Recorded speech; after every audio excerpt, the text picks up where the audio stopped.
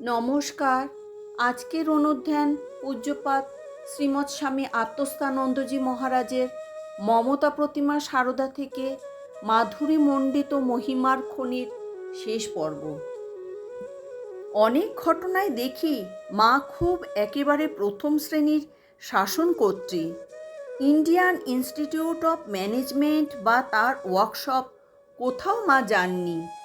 কিন্তু যখন কোনো আশ্রমের অধ্যক্ষ নতুন ব্রহ্মচারীদের প্রতি সুবিচার করেননি, মা তখন কঠিন শাসন করতে একটুও দ্বিধাবোধ করেননি। এ কি নবীনতা নয়? মঠের সন্ন্যাসী সন্তান, কেউ গ্র্যাজুয়েট, কেউ এমএ, সবাই স্বাক্ষর। আর নিরক্ষরা সারদা কিন্তু কি সুবিচার, কি বুদ্ধিমত্তা! কাশী সেবাশ্রমে গেছেন সঙ্গজননী, তখন এতটুকু সেবাশ্রম, সবে তার প্রারম্ভ। মা দেখলেন ঠাকুর সেবা গ্রহণ করছেন সেখানে।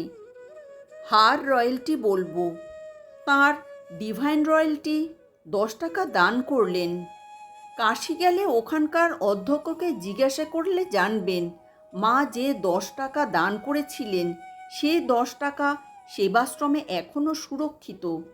এত বড় একটা নোট, কারেন্সি নোট। মা শ্রী ঠাকুরের কাছে প্রার্থনা করে গেছেন হাত জোর করে, ঠাকুর, তোমার নাম করে সব ছেড়ে বেরিয়ে আমার ছেলেরা যে দুটি অন্নের জন্য ঘুরে বেড়ায় তা আমি দেখতে পারবো না। আমার প্রার্থনা, তোমার নামে যারা বেরোবে তাদের মোটা ভাত কাপড়ের অভাব যেন না হয়। দেখুন কেমন সুন্দর আমাদের মঠ। মায়ের এই দয়ায় সকলেই পেট ভরে খেতে পায়, থাকতে পায়।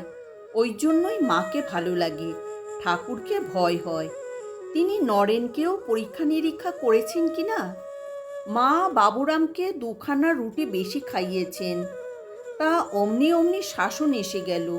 কিন্তু মা, খাও খাও বাবা, আর 2টো রসগোল্লা খাও বাবা, পেট ভরে খাও, রাত্রিতে ঘুমিও বলছেন।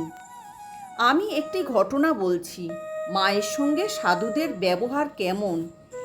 একজন খুব হতাশ হয়ে গেছেন, অনেক বয়স হয়েছে, সাধন ভজন ত্যাগ তপস্যা এসব করছেন, কিন্তু তার মনে হচ্ছে কিছুই হলো না।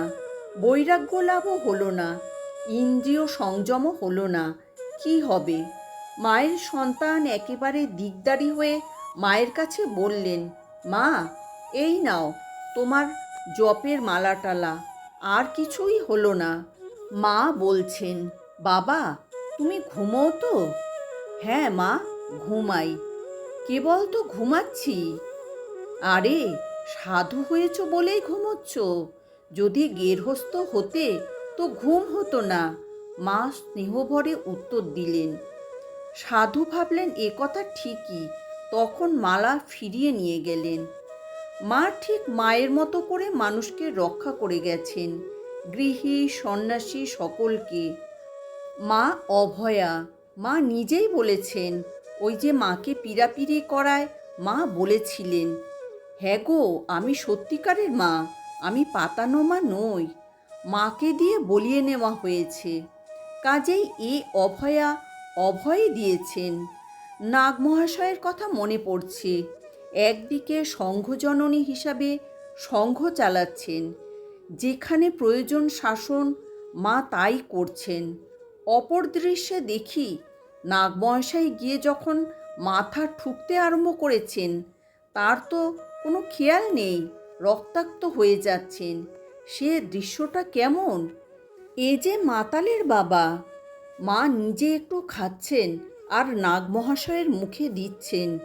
কি অপূর্ব দৃশ্য! এই মা আমাদের যে মা, শ্রী শ্রী ঠাকুরের লীলা সঙ্গিনী, আধ্যাত্মিক সাধনায়, ত্যাগে, তপস্যায়, তিতিক্ষায়, দয়ায়, যেমন যা যা বলতে চান, তিনি সবারই পরাকাষ্ঠা। যে কোনো গুণেই গুণময়ী তিনি, যে কোনো সদ্গুণ ইচ্ছা ভাবন সব মায়ের আছে।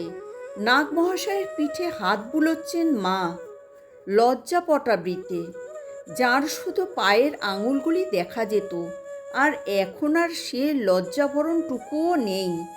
এখন মা জগজ্জননী, তিনি নিজে খাচ্ছেন আর একে খাওয়াচ্ছেন। পতিতা রমণী এসে চাইছে খাবারের থালাখানি ঠাকুরের কাছে নিয়ে যাবে। মা আমাকে দেবে, আজ আমি নিয়ে যাব। মা তৎক্ষণাৎ রমণীর হাতে দিয়ে দিলেন। ঠাকুর শাসনভাবে মাকে বলছেন, না, তুমি বলো অমন মেয়ের হাত দিয়ে আর খাবার দেবে না। তিনি উত্তর দিয়েছেন, আমায় মা বলে চাইলে আমি তো থাকতে পারবো না। তুমি তো শুধু আমার ঠাকুর নও, তুমি সকলের। এত স্নেহশীলা, এত ক্ষমাশীলা, যার কাছে সকলেই অভয় মনে নির্ভয় নিশ্চিন্ত আশ্রয় পায়, সেই তো আমাদের মা। তাই মা বলেছেন, ভয় কি বাবা, মনে রেখো সব সময় তোমার একজন মা আছেন। কবি সত্যিই গেয়েছেন, কোটি চন্দ্রমা কোটি ভানু যিনি, মাধুরী মণ্ডিত মহিমার খনি। জননীং শারদাং দেবীং রামকৃষ্ণং জগদ্গুরুং পাদপদ্মে তয়োঃ সিদ্ধ্বা প্রণমামি মুহুর্মুহুঃ।